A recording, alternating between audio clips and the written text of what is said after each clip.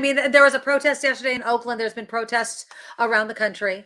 This morning on The View, Whoopi Goldberg posed an interesting question that I think we've all kind of asked ourselves. So here again was kind of the opening of the topic on The View this morning. When will the brutality finally lead to some police reform from the ground up? Because clearly, it doesn't matter if it's a white policeman or a black policeman. It is a problem in the police, in the policing itself. Mm-hmm. You know, seems things don't seem to make sense to people unless it's somebody they can feel or they can recognize. But how many times do we need to see white people also get beaten before anybody will do anything? I'm not suggesting that. So don't write us and tell me what a racist I am.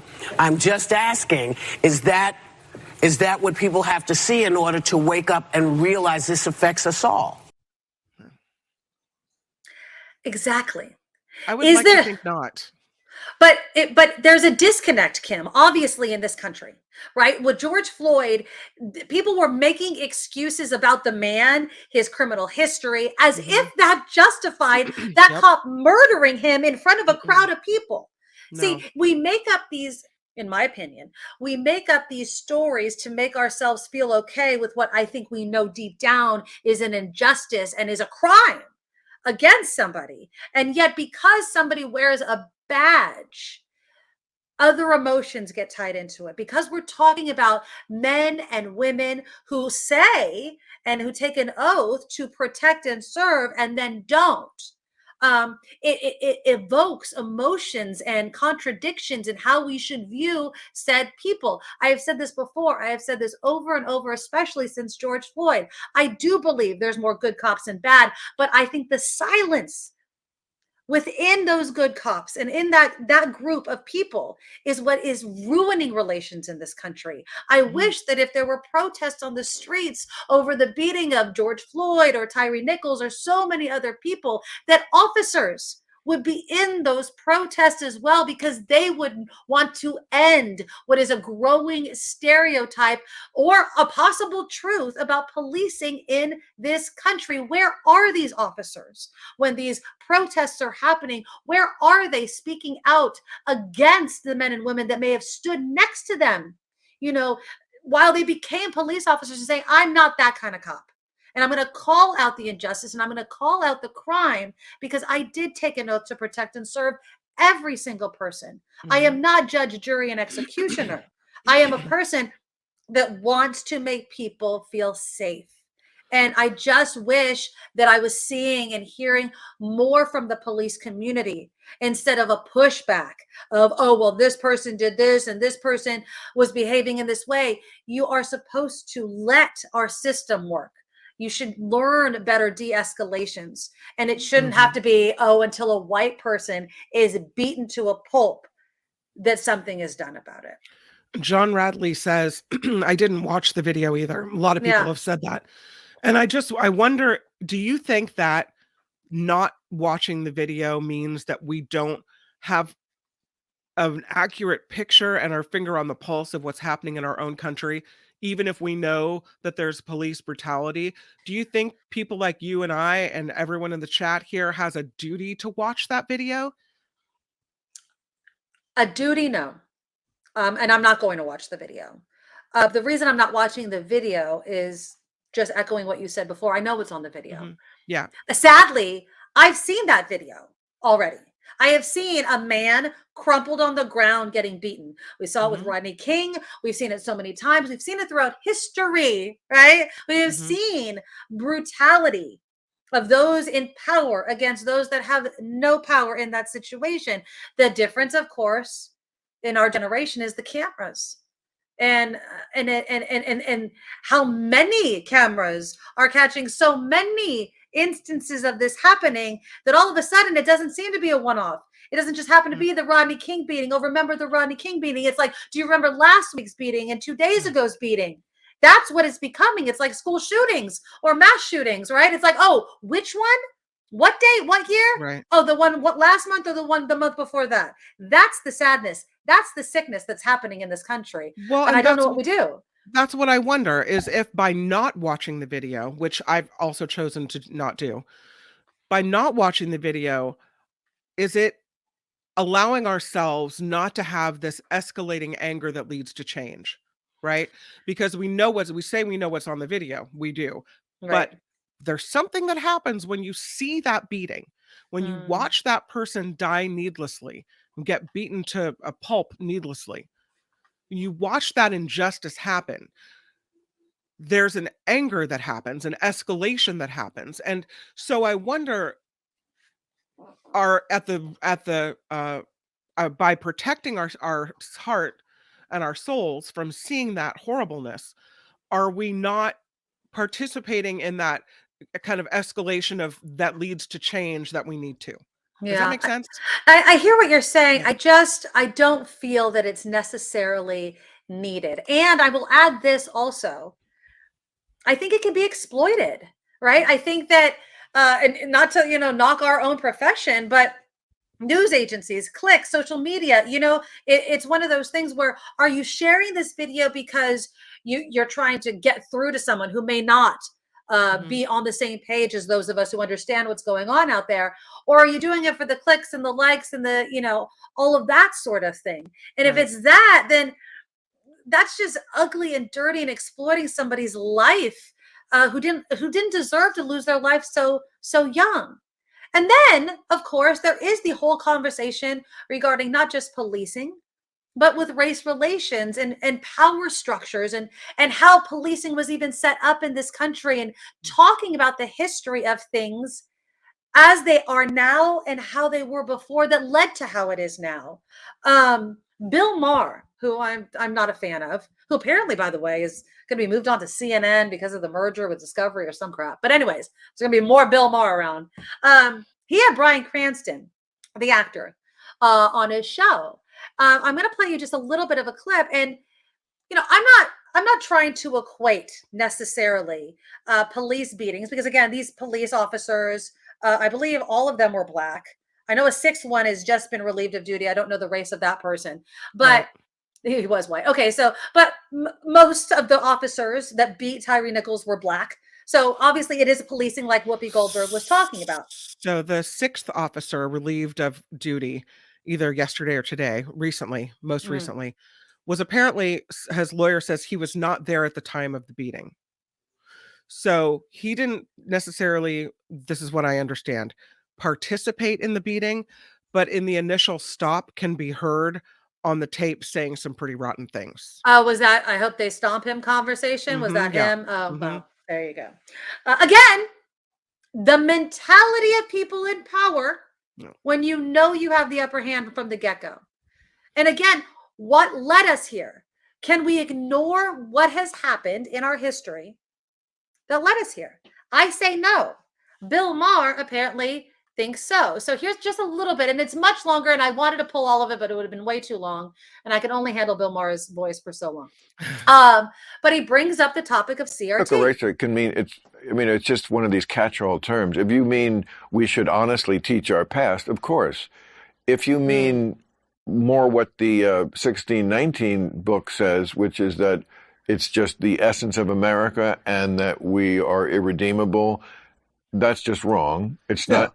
I mean, okay. yeah, right. I agree with that. But even teaching our past and being honest and owning up to who we are as a country and the history of it. Most schools are doing that. I mean, I'm sure there are ones in Texas that are not. Florida. In Florida, they want to do away with critical race theory in a lot of other states. Because sometimes it veers off into things that are really not appropriate in schools. So how do you govern that? If you're telling 5-year-olds that you're either an oppressor or someone who was oppressed, you're introducing ideas about race that are inappropriate for kids that age who can't understand it. Okay, so common sense would govern Common sense that. is what's lacking in this country. That is why people wind up passing laws about that. And yes, you're right. Very often the laws go too far, but it's not coming from nothing. It's coming from things that have started in colleges and very far left woke thinking that many people feel is not appropriate in schools. I mean, the same thing with gender stuff. Can they just be kids for a minute? And that last line is what gets me so angry. Because what do we also know, Bill Maher, is that the young kid that just lost his father, is he too young to understand that his dad was beaten by police officers? Who's going to explain it to him? Do we not tell him? Because he's only 4. And so obviously the world is made of rainbows and butterflies and there's no police beatings. No, that kid is old enough, right? He's now old enough to learn all the situation involving the death of his father. But he's just a little black boy who's lost his father at the hands of police. But we're not going to bring up that conversation. And then when that kid goes to school and sits in a classroom and knows that his father was beaten to death by police, and they're like, oh, police officers are our friends. This kid's not going to have any questions because it's a little too young to bring up race relations in the classroom. See, Bill Maher and people like him forget that there's actually a real world that children of all ages are part of. And if you don't think a 3-year-old who sees racism against their parents doesn't understand what the hell is going on, you're mistaken. And you might want to shield the other little white kids who just don't have any experience with this and so don't want to be called an oppressor, because they're not, and I'm not calling them that. But to say that racism is not ingrained in our country is a fallacy, that Bill Maher is living in never land. And it's wrong. And he is part of the problem. And I wonder if he watched that video and was still defending all of this and saying, the past is the past and we can't learn anything by dwelling on it anymore. I just don't believe that kindergarten teachers tell 5-year-olds you're either the oppressor Exactly. or not. It doesn't. They'll find one teacher saying anything remotely close to it, and that is happening all over the country. That's what they say. I feel like that is a scare tactic and a talking point that anyone who has been volunteered in a kindergarten class or observed it for any moment knows that kindergarten teachers aren't those people. Exactly. Kindergarten teachers are very special people. They deal with 4 and 5, 6-year-old children like they're magic. It's a magical place, and they're not going to do that. I don't buy it. No, exactly. I don't buy it either. And I feel like, and I know he has a show to put on and he has a reputation of saying certain things. And that's why I don't watch his show, because sometimes I feel like he doesn't even listen to the words that are coming out of his own mouth. But this idea that kids are too young to learn things, obviously at an appropriate level using appropriate language, but to say, 4 and 5-year-olds, they don't need to learn about racism as if they've never experienced it themselves is naive at the very least and insulting at the very most, because these kids know the world they live in, right? They know the world they live in. And just to ignore that to protect who? To protect people that are not being oppressed, whose parents aren't being largely beaten by police, right? I'm not saying crimes don't happen against all races, and I'm not saying that, so don't get on me about that. But you know what I'm saying. So it's just... It's, to me, it's when you think of critical race theory, I think of it as just teaching kids what really happened, right? Yeah, being honest about it. A family member who is a Fox News subscriber, watcher, and thinker says, "Oh no, they're teaching these kids to not like themselves. They're teaching all the white kids to feel guilty. That's what this is all about. They want white kids to feel bad, right?" I mean, well, who doesn't feel bad if you learn that your, race of people that look like you were the ones that brought people here on ships? There is a moment where you say, we did that. We did that to people? Like, we white people did that to people? It's okay to feel bad about that for a second until you realize it wasn't me. I don't believe that way. We're better than that. And we can do better than that. And we can treat people equally. So, I feel like it's not about making people feel guilty, although that may come naturally. It's about teaching what really happened. And if that makes you feel guilty, then Okay. Then sit with it. You know what I mean? Like, why do I identify with the oppressor? Why do I identify with the slave master? Why do I identify so much that I'm offended? Why don't I identify with those that stood and marched right along with Yeah. Black people? Why are you not identifying with those white people? See, Mhm. you have to sit with it. And are 5-year-olds sitting with it? No. Calvin, I think, was had a great I don't think slavery, Civil War was taught until middle school. No, it was taught way earlier than that. Yeah. I My mean, kids know.